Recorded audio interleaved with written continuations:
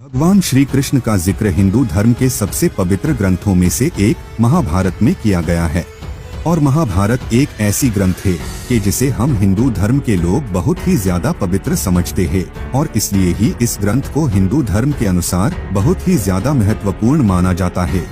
इस महाभारत में ही इस बात का जिक्र किया गया है कि भगवान श्री कृष्ण स्वयं भगवान श्री विष्णु के पूर्ण अवतार है, यानी कि खुद भगवान विष्णु ने ही भगवान श्री कृष्ण के रूप में हमारे इस धरती पर जन्म लिया था। वैसे देखा जाए तो इस दुनिया में ऐसे कई सारे प्रमाण मौजूद हैं जो इस बात को साफ साफ बयां करते हैं कि भगवान श्री कृष्ण का अस्तित्व सच है, लेकिन इसके बावजूद भी दुनिया में ऐसे कई सारे लोग मौजूद हैं जो भगवान श्री कृष्ण के अस्तित्व पर सवाल उठाते हैं। और दोस्तों, हमारे आज के इस वीडियो में हम उन सभी लोगों को एक मुंहतोड़ जवाब देने जा रहे हैं, क्योंकि हमारे आज के इस वीडियो के माध्यम से हम आप लोगों के सामने कुछ ऐसे सबूत पेश करने जा रहे हैं कि जिनके बारे में जानने के बाद आप ये यकीन करने पर मजबूर हो जाएंगे कि भगवान श्री कृष्ण का अस्तित्व एकदम सत्य है और भगवान श्री कृष्ण भगवान विष्णु के ही पूर्ण अवतार है। दोस्तों, हमें उम्मीद है कि आप हमारे आज के इस वीडियो को अंत तक जरूर देखेंगे, क्योंकि ये वीडियो बहुत ही ज्यादा रोचक और महत्वपूर्ण जानकारियों से भरपूर होने जा रहा है। तो चलिए अब बिना देरी किए हम सीधे चलते हैं हमारे आज के इस वीडियो की तरफ।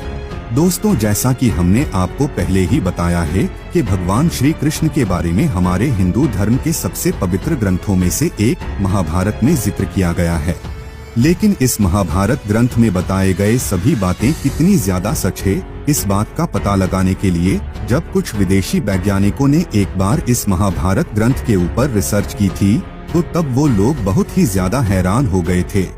असल में दोस्तों, इस महाभारत ग्रंथ में ऐसे कई सारे घटनाओं के बारे में जिक्र किया गया है जो एकदम सच है।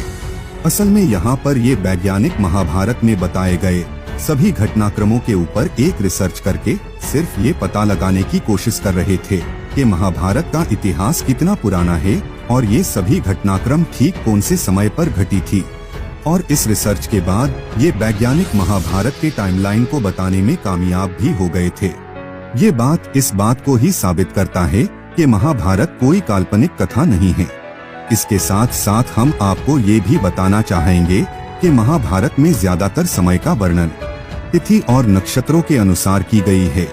और जब उन वैज्ञानिकों ने इस बात के ऊपर भी एक रिसर्च की तो तब जाकर उन लोगों को इस बात का एहसास हुआ कि महाभारत में जिन घटनाओं का वर्णन किया गया है वो करीब 3066 ईसा पूर्व में घटी थी, यानी कि महाभारत में बताए गए घटनाक्रम आज से करीब 5000 साल पुराने हैं। दोस्तों, इतिहास के सच्चाई को प्रमाण करने के लिए पुरातात्विक प्रमाणों को सबसे अधिक महत्व दिया जाता है, क्योंकि ये पुरातात्विक प्रमाण ऐतिहासिक घटनाक्रम और उसके समयकाल का सबसे सटीक वर्णन करते हैं। इसलिए ही किसी भी युग या फिर समयकाल के बारे में अधिक से अधिक जानकारी हासिल करने के लिए वैज्ञानिक अभी भी इन पुरातात्विक प्रमाणों के ऊपर ही निर्भर करते हैं। दोस्तों, महाभारत सहित हिंदू धर्म के अन्य कई सारे पवित्र ग्रंथों में इस बात का जिक्र किया गया है कि भगवान श्री कृष्ण का जन्म मथुरा नगरी में हुई थी और ये बात एकदम सच है। इस बात के सच्चाई को प्रमाण करने के लिए वैज्ञानिकों को कई सारे पुरातात्विक प्रमाण भी मिले हैं, जैसे कि आज से करीब 106 साल गताश्रम टीला में एक शिला मिली थी। इस शिला को श्री कृष्ण के जन्म का पुरातत्व में पहला प्रमाण माना जाता है। यह शिला 1917 में मथुरा के विश्राम घाट में हुई एक खुदाई के दौरान मिली थी। इस शिलापट में कैसे श्री कृष्ण के पिता वासुदेव जी उन्हें यमुना की तीव्र धारा के बीच में से मथुरा से गोकुल ले जा रहे हैं, यह चित्रित हुआ है। शिलापट से जुड़ी खास बात यह है कि खुदाई में मिली यह शिलापट 2000 वर्ष से भी पुरानी मानी जाती है। श्री कृष्ण ने मथुरा छोड़ने के बाद गुजरात से 1000 किलोमीटर की दूरी पर स्थित समुद्र के किनारे द्वारिका नगरी का निर्माण किया था। इसी कारण से श्री कृष्ण द्वारिकाधीश कहलाए। अक्सर द्वारिका के होने पर सवाल खड़े होते रहे हैं, लेकिन भारतीय नौसेना और पुरातत्व विभाग ने अपनी समुद्र के अंदर गहरी खोज के दौरान इस बात के कई साक्ष्य दुनिया के सामने रखे कि श्री कृष्ण की नगरी द्वारिका आज भी समुद्र के भीतर मौजूद है। असल में दोस्तों, महाभारत के जमाने में इस नगरी के चारों तरफ बड़े बड़े दीवार खड़े रहते थे और उन दीवारों में कई सारे द्वार मौजूद थे। और इसी वजह से ही इस नगरी को द्वारका नगरी कहा जाता है। लेकिन महाभारत का युद्ध खत्म होने के बाद कौरवों की माता गांधारी ने भगवान श्री कृष्ण को एक शाप दिया था, और इस शाप के चलते महाभारत का युद्ध खत्म होने के सिर्फ 35 साल बाद से ही इस द्वारका नगरी में एक के बाद एक प्राकृतिक आपदा आने लगे थे, और इन प्राकृतिक आपदाओं के वजह से ही ये द्वारका नगरी पूरी तरह से समुंदर के अंदर समा गई थी। दोस्तों, समुंदर के अंदर आज भी इस द्वारका नगरी का अवशेष आप लोग देख सकते हैं, और ये द्वारका नगरी ही भगवान श्री कृष्ण के अस्तित्व का एक जीता जागता सबूत है। दोस्तों, भगवत गीता भगवान श्री कृष्ण के अस्तित्व का एक और जीता जागता सबूत है। दोस्तों, ये बात तो हम सभी जानते हैं कि भगवत गीता हिंदू धर्म में विश्वास रखने वाले लोगों के लिए बहुत ही ज्यादा पवित्र और महत्वपूर्ण है।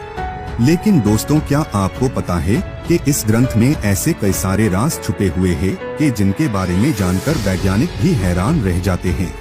असल में ये भगवत गीता भगवान श्री कृष्ण के द्वारा दिए गए वो उपदेश है जिन्हें उन्होंने जंग के मैदान में अर्जुन को दिया था। लेकिन दोस्तों, इन उपदेशों के अंदर भगवान श्री कृष्ण ने ऐसे कई सारे राजों का खुलासा किया है कि जिनका वर्णन कर पाना किसी साधारण से इंसान की बस की बात नहीं है। इस भगवत गीता के ऊपर जब कुछ वैज्ञानिकों ने एक रिसर्च की थी तो वो लोग बहुत ही ज्यादा हैरान हो गए थे, क्योंकि उनके मुताबिक इस भगवत गीता में भगवान श्री कृष्ण ने जीवन के सार का वर्णन किया है। जीवन से संबंधित सभी राजों को इस ग्रंथ में वर्णन किया गया है। इसके साथ साथ उनका दावा है कि इस ग्रंथ में भगवान श्री कृष्ण ने इस ब्रह्मांड के सृष्टि, विनाश और ब्लैक होल से संबंधित कई सारे राजों का भी खुलासा किया है, और ये काम किसी साधारण इंसान के बस की बात नहीं है। इसलिए भगवत गीता इस बात को प्रमाण करता है कि भगवान श्री कृष्ण सच में एक भगवान थे। श्री राधा कृष्ण के प्रेम दर्शाते वाले कई मंदिर ऐसे मिल जाएंगे जो इस बात को प्रमाणित करते हैं कि श्री कृष्ण भी हैं, श्री राधा रानी भी हैं, और श्री राधा कृष्ण के प्रेम की लीलाएं भी सर्वतः सत्य हैं। इन्हीं में से एक है निधिवन। जो लोग निधिवन के महत्व को नहीं जानते वह इसे भूतिया स्थान बताते हैं। वहीं जिन्हें इस स्थान की महिमा पता है उन्हें इस बात का आभास है कि यहाँ आज भी कृष्ण और राधा रास रचाने आते हैं। अब इस स्थान की महिमा वैज्ञानिकों द्वारा भी मानी जाने लगी है। इस निधिवन को लेकर वहाँ पर रहने वाले लोग तरह तरह की बातें किया करते हैं, लेकिन ये सभी लोग इस बात को मानते हैं कि इस निधिवन में आज भी भगवान श्री कृष्ण और श्री राधा रास रचाने के लिए आते हैं। कुछ लोग इस निधिवन के अंदर भगवान श्री कृष्ण को देखने की कोशिश तो जरूर करते हैं, लेकिन अब तक किसी को भी इसमें सफलता नहीं मिली है।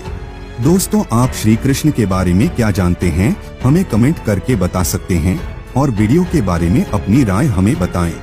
अगर आपको वीडियो पसंद आए तो लाइक करें और दूसरों को शेयर करें।